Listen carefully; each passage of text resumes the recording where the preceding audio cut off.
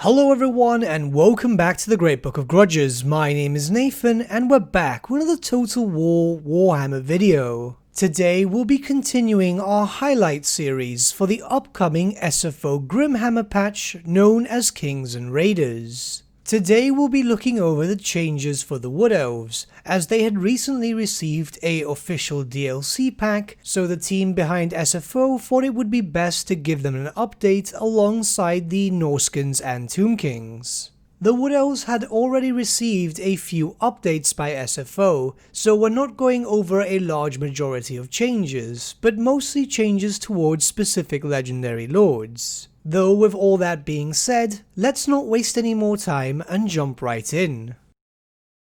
The Waystone resource, which was added in a previous SFO patch, has also been included with Draika and the Sisters of Twilight. Draika herself will be able to obtain Waystones by raiding.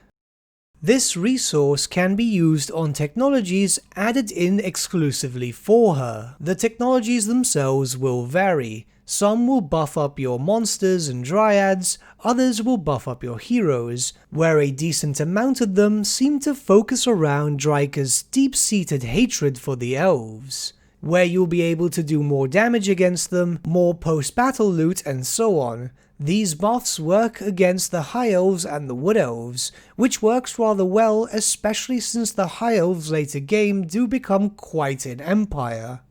Draika has of course been granted a new unit for her roster, that of the Malevolent Dryads with bows. Now, before anyone starts going that this is unlore friendly, they are indeed mentioned in lore, and yes, it's only 1 or 2 sentences, but it is mentioned in lore that you can get Dryads with bows. While it might look like an Age of Sigmar thing, it's not, so don't you worry. Now, these are an interesting unit. Of course, they are treekin, which makes them rather resilient in close combat, forest spirits with vanguard deployment, resilience and small splash damage, 150 range, which is fairly decent, and all around pretty good stats. They are dryads after all, so if you want to go with a full treekin / monster build, you can totally ignore other elven units. It's actually a shame that a unit like this was not implemented officially, especially for a faction like Draika, which has had a large majority of elven units stripped from its roster. The unit will have all that can be expected, such as the upgrades and so on,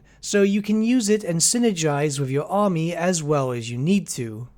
The Sisters of Twilight will receive the seasonal mechanic that was originally implemented for Orion. As you can see here, depending on what season it is, there are different bonuses and negatives to be acquired. In short, how this mechanic works is that every few turns the seasons will change. As the seasons change, you will receive new bonuses and new negatives. Depending on the season, it could change up your playstyle, where one season in particular will provide you with certain bonuses that fit your style of play.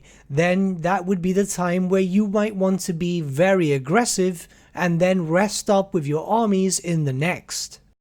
The Midwinter Rights mechanic, which was originally released in a previous SFO Grimhammer update, has been changed to only be available to the Sisters of Twilight. These are of course implemented as rights only available to the Wood Elves originally, but now only them. They'll act in their own specific way in the same way as rights do for every other Warhammer 2 race. A matter of importance to note here, however, is that they'll not only require gold, but also Waystones, and you will acquire Waystones with the Sisters of Twilight by engaging in warfare, so if you want to make use of these rights, you need to be aggressive. Other than that, it's pretty much as you can expect. Boost to your economy, boost to your growth, boost to your damage, and so on.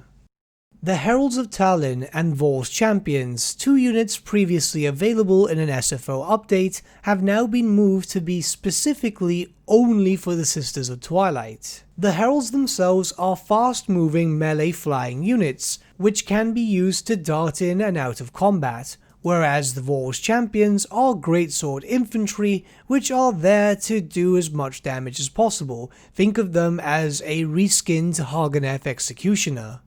Durfu has a complete technology section only available to him now. The technologies themselves are based around the various different locations found within Athaloran, with each different region providing different bonuses. Some may reduce the upkeep of units quite dramatically, whilst others might bolster up the capabilities of other units. There is of course one tech which is locked completely until you get access to every other tech, and it provides rather large bonuses. However, there is an important thing to note here, where your diplomatic relations will be reduced massively with all factions. So once you do get access to this, do be prepared to get into a lot of warfare.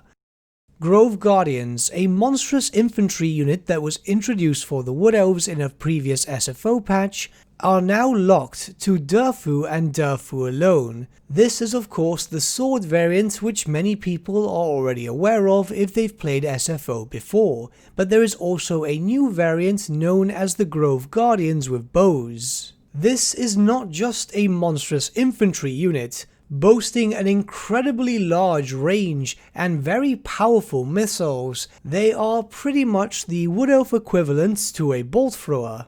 Well, they can move faster and do a lot more damage in melee too. These units are incredibly versatile, and definitely something you'll want to recruit if you plan on playing a Durfu campaign.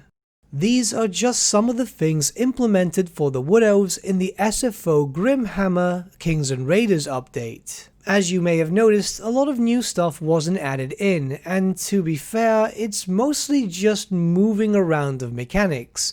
But then again, the Wood Elves were already in a decent place with SFO. Adding to more would have led to unnecessary bloat. Of course, a few other things have changed which I haven't covered, for example stat changes and balancing and so on, but I'm not really a numbers guy and that type of stuff doesn't really interest me. I just want to do damage as fast as possible. The SFO update is planned to release this coming Saturday. However, as always, if you want more information regarding it, or if you'd like to get into the public beta, you can find a link to the official SFO Discord in the description below, which will have all the information you will need. But with that, my friends, we've come to the end of our video. Thank you so much for watching. If you did enjoy the video, might I suggest giving the video a like, or even subscribing to the channel, as it really does help us out.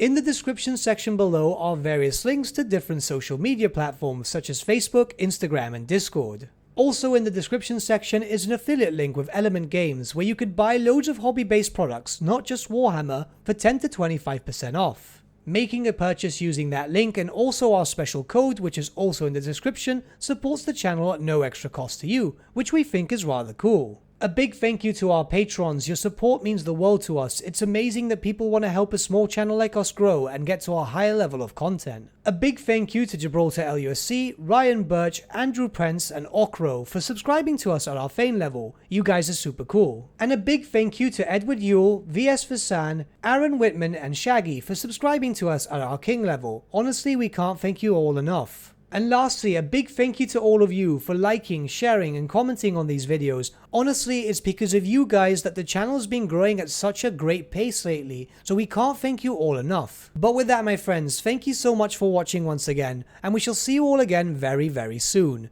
Have a good day.